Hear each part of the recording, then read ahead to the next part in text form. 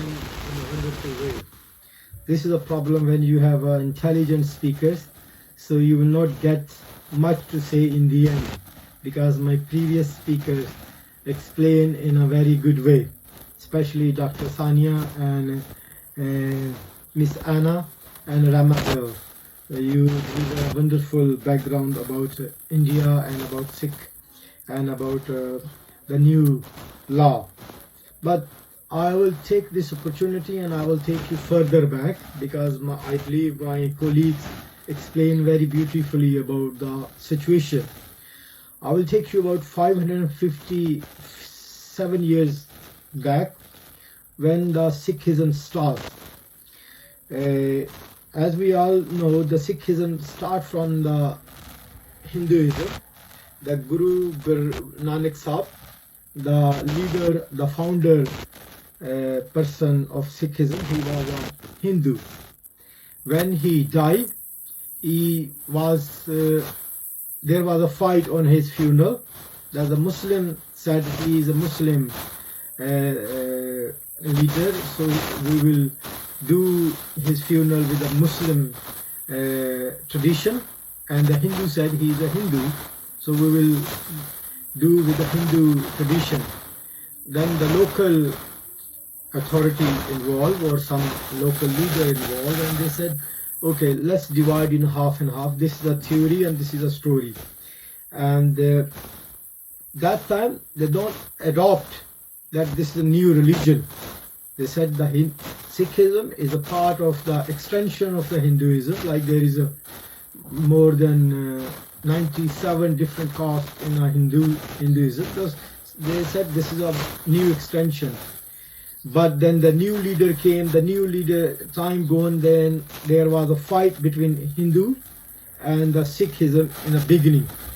So technically till today, the mostly Hindu, extremist Hindu, they still think or they still feel that the Sikhism is a part of the Hinduism. So they never adopt Sikhism as an independent religion. And secondly, they never adopt Sikhism as a new religion. And so this is the old ongoing crisis between religion and between culture. And this was always on a peak. This problem between Hinduism and Sikhism is not start from 1984 or 1982. It was ongoing problem from the beginning. And Khalistan was not a voice from 84 or 89 or after the partition of Pakistan and India. It was the movement even from many centuries ago. We are talking about 1700 and 1600. The Sikh always want independent country, and they used to have Raja Ranjit Singh was the king, or was the head of Punjab, joint Punjab, which include Pakistani Punjab and Indian Punjab. So this is just little background to you to understand. So they have a long outgoing issue. But the recent development, which we are talking about, that new law by the BJP government, or you can call the Modi Sarkar or Modi government, which is affecting the almost all the Punjabi, you can say Sikh farmers. And first of all, this law from the parliament, it was passed by in a side door, not by the state exercise. And secondly, when this law was passed, it was not passed by the concerns of the Punjabi Sikh or farmers. And the third thing, when the first time, on the 1st November 2020, when the Sikhs from Haryana, they asked from the Haryana government for a protest against this new law. The government run by Haryana, they said no. Then the Sikh farmers, they do protest about 100 trucks without government permission.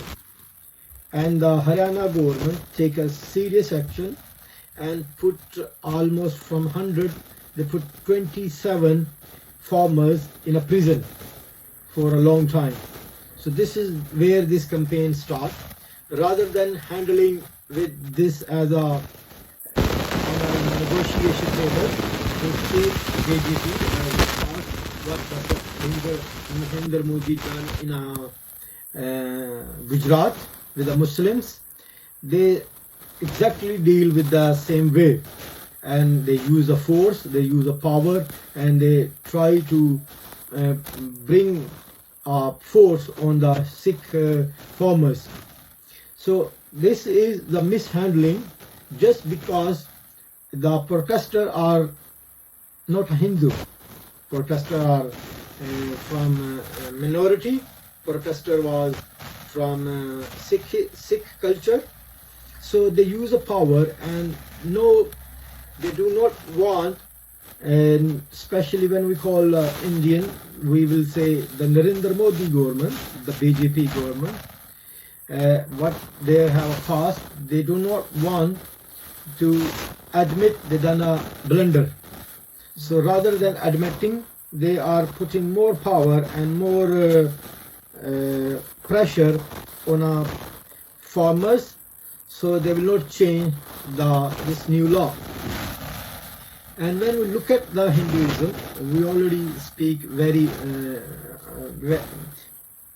various time. There is the Hinduism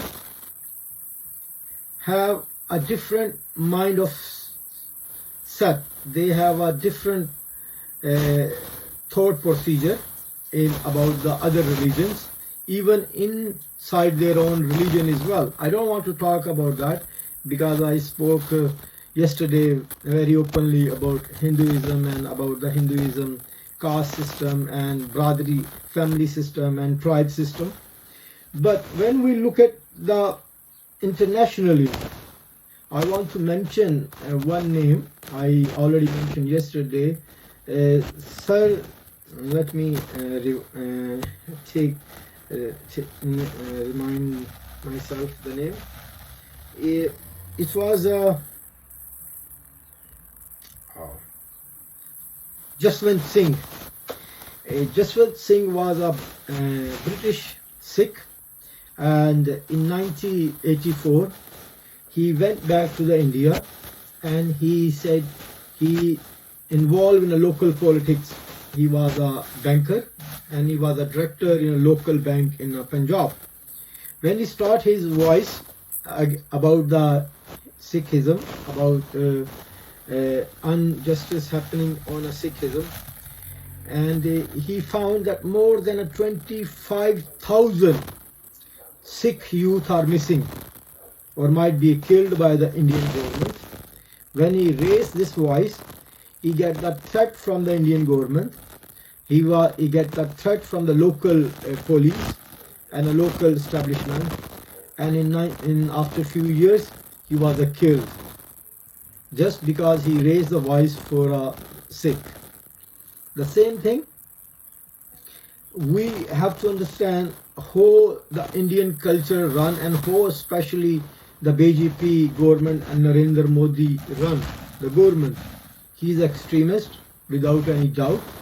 He was the person who was refused to get the visa from America and Europe and a different part of the world. And when you Google about Narendra Modi, and Google declare him as a terrorist #1 in India, but so-called democracy bring him in power, and he's doing exactly what he was doing in Gujarat. So I believe the Sikhism, I agree with Dr. Sania. She said the Khalistan is not a popular in current Punjab in India, but is very popular on internationally. And in 2020, last year, we have a biggest protest in Geneva